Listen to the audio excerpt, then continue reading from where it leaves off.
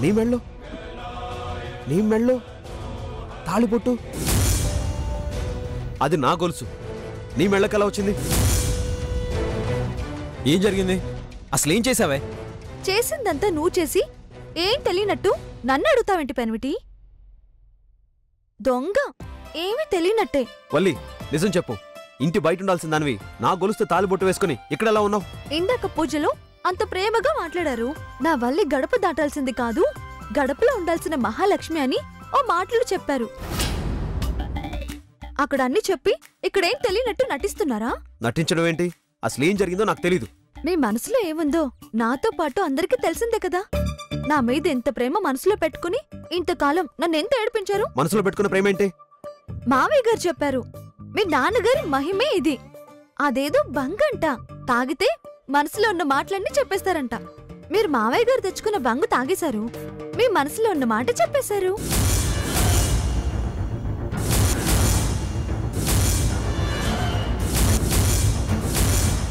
అయ్యో, తలనొప్పిగా ఉందా పెన్విటి?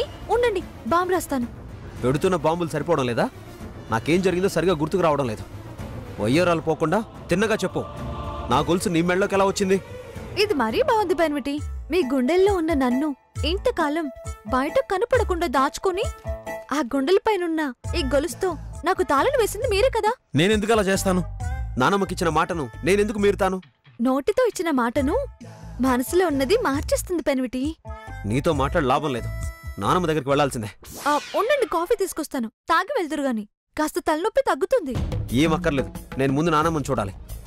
అక్కడే ఉంటారు పెన్విటి. మీ నాన్నమ్మగారు ఎక్కడికి వెళ్ళలేదు. ఎవరినెక్కడ పెట్టాలో మీరే డిసైడ్ చేశారుగా. తప్పుకో.